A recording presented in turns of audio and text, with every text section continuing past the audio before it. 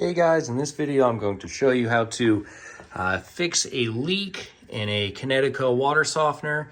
If you notice you have some mineral buildup around all the levels, you may even be able to see water running down the side of the tank.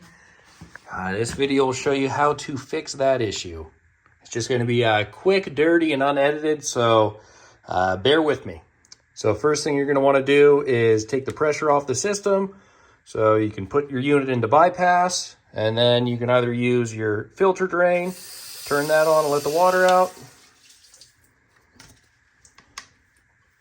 Come out of there. Just any way you can get the pressure off the system, you'll be set. You can also turn off all the water in the house and turn on a spigot somewhere else, and that'll also take the pressure off. After all the pressure is drained off, you can go ahead and shut your valves off, just so you don't forget to. And then you got to pop off these two clips here. The easiest way to do that is if you just kind of push in on it. You can pry up on one side of it, and then you can get the other side. It's much easier with two hands, but you can do it one-handed.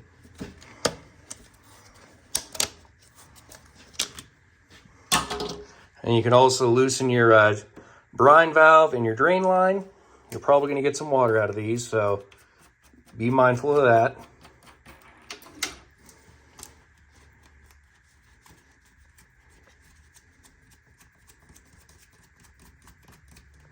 Come off there. And once you have that done, you can just go ahead and pop the tanks out. Just make sure you do not rock it too far, because then you can crack these bases. We're going to be replacing this base, but this base is totally fine. So just be careful whenever you're doing it. So just pop them off the bypass. And then you can just slowly walk it out. You don't need it far out, just enough that you can take the head apart. Now we're just going to take a 5/16 nut driver, and we are going to loosen all these bolts all the way around. Just the ones all the way around the perimeter of the head up here. You do not need to touch any of these 1/4-inch bolts in the center. Also be mindful as you're loosening these up, some more water will pour out of the head. So just be careful if you're in a finished environment that you're afraid to get the floor wet.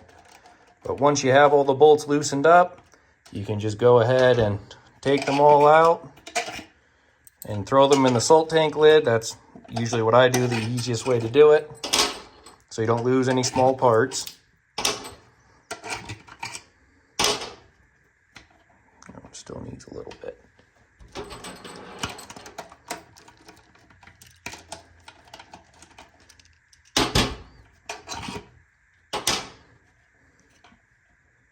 Oh, come on to there.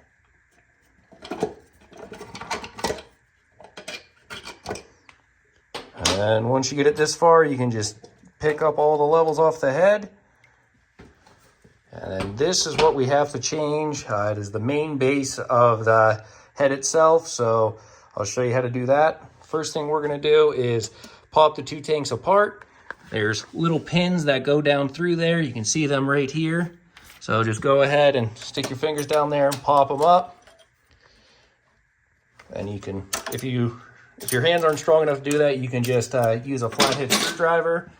And once you get here, just once again, be careful not to tweak the tank a weird way. You can just pop them apart, which I might actually need to do with two hands.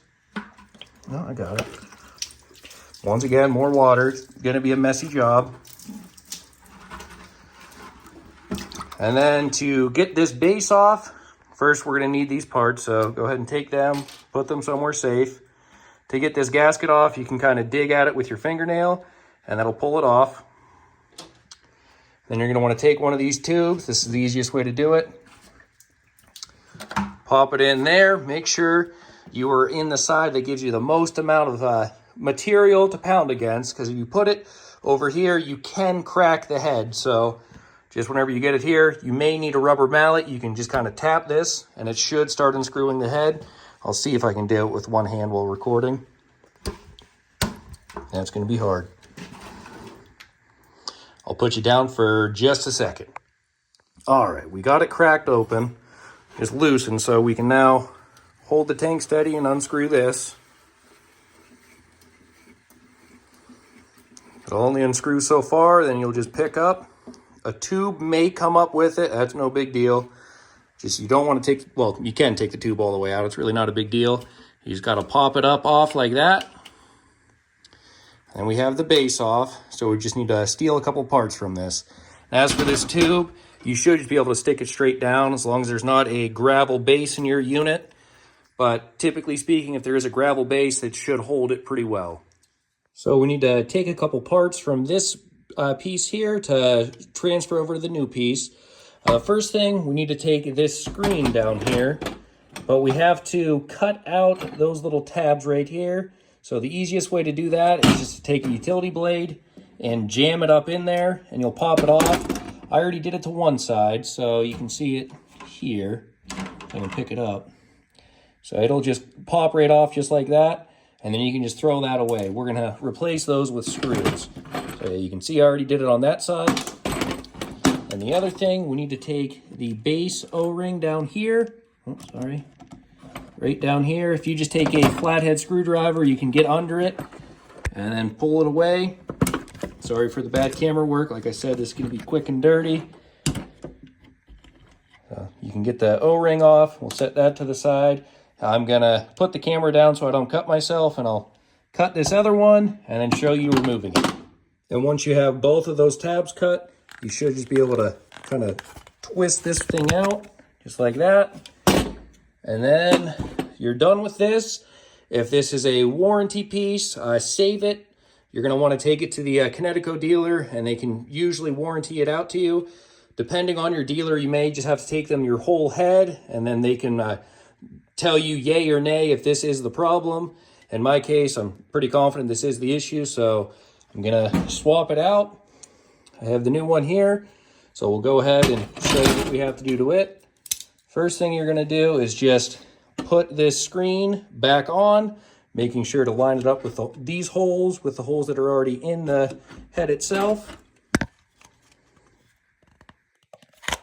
It's kind of, once again, tough to do one-handed, but just like that. And then you're going to add just a couple of stainless steel screws. I just had these laying around. Make sure they're stainless so they do not rust. And like I said, they're really nothing special. They're just to hold that screen on. And then we also need to add this gasket back on. You can just kind of put it over and roll it down.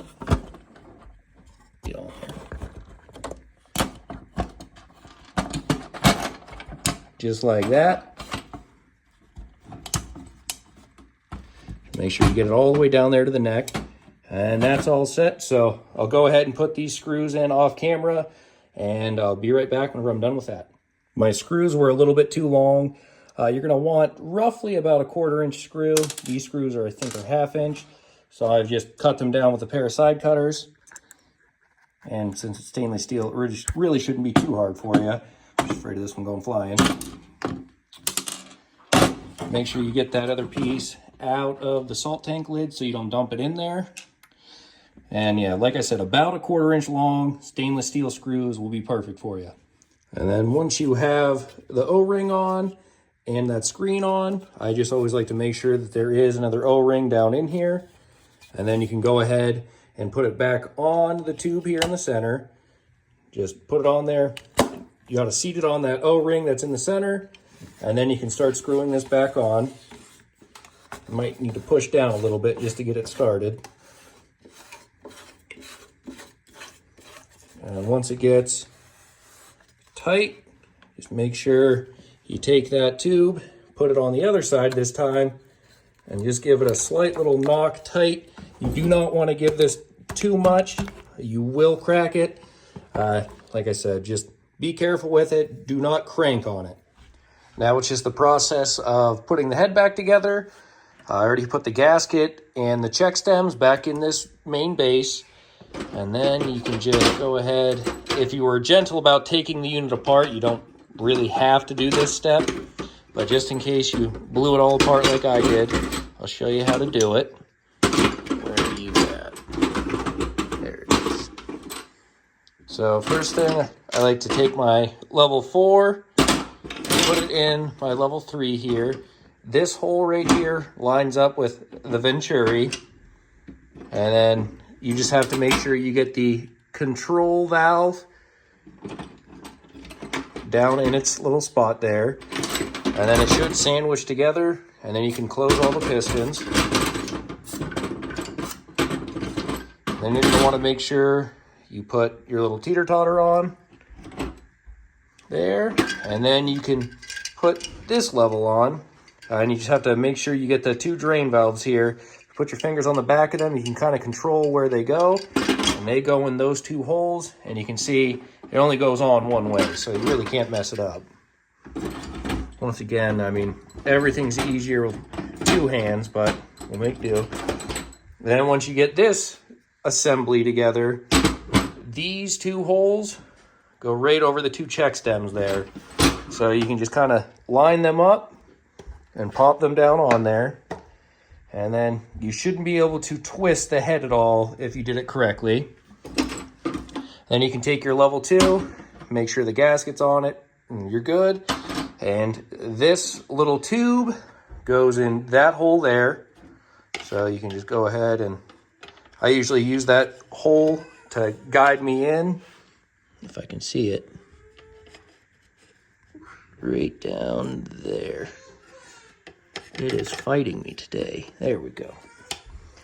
And then you can just make sure that your brine valve or brine flow restrictor is above the brine elbow. Once again, it shouldn't rotate at all. And then you can take your level 1, make sure the gasket's on there, make sure it's laying flat. And then the easiest way, you can just put that straight on, but if you're having issues, you can take a screw and use it to kind of guide yourself in. I guess we'll do this one so you guys can see it. If you use that screw, you can kind of just guide it straight down on it. And like I said, you shouldn't be able to rotate it at all. And you should be able to look all the way around, and you shouldn't see any red gaskets sticking out. Now it's just a matter of dropping in all of the bolts. And we are going to be making new threads in this, so tightening down these screws is not going to be too much fun. But you still do not want to use a impact gun or anything, because you run the risk of stripping out the base again. So let me just swap over here real quick.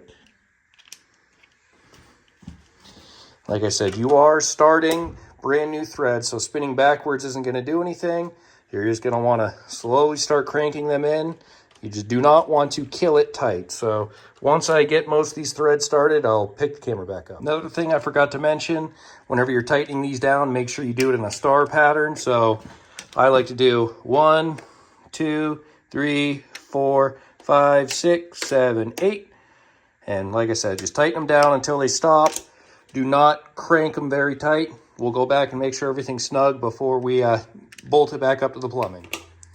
And once you have all the threads started and the bolts snug down, just go back through, make sure that they are tight. As you are tightening them down, it can cause other bolts to loosen. So I just like to go through and just double check that everything's tight.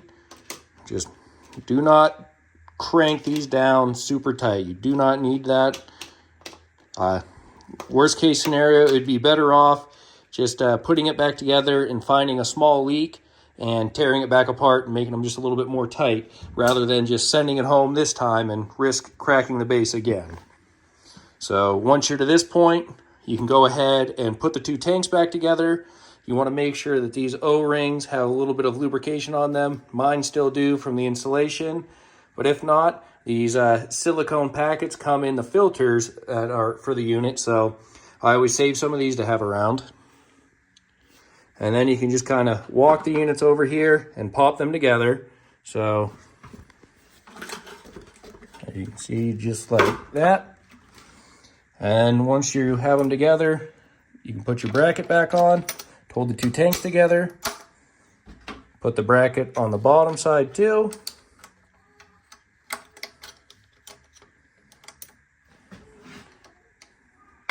Just like that. And then you can get the tanks back in position and connect them back up to the bypasses.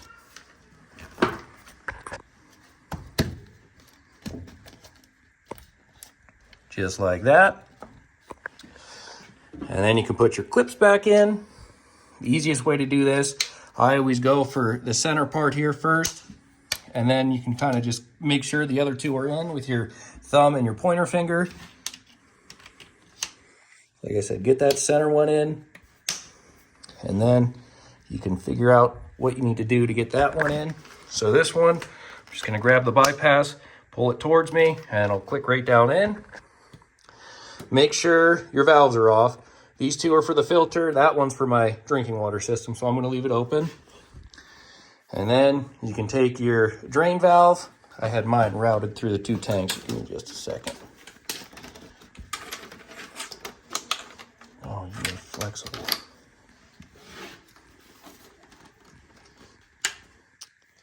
And you can hook those back up.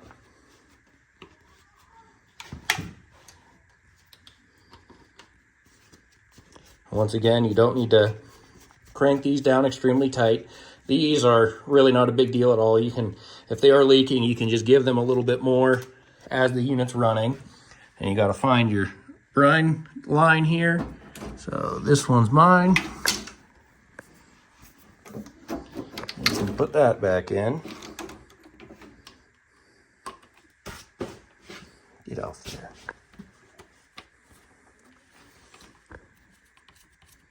Like I said, everything is easier with two hands. So forgive me if this is painful to watch. That should be tight enough. Make sure the tanks are pretty level. If they're not even, you can kind of kick it to tap them in. Just once again, be gentle. And then once you have drain connected, brine valve connected, or brine line connected, these two valves are off. You can go ahead and put yours back in service and make sure it's not going to leak, so just go slow.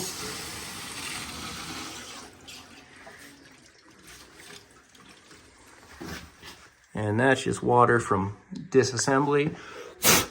You can take a towel and dry everything up and just keep an eye on it to make sure you got the leak, but it's looking good in my case. So that's really about it. If you guys have any other videos you'd like to see me make, just let me know in the comments below and subscribe so you don't miss them.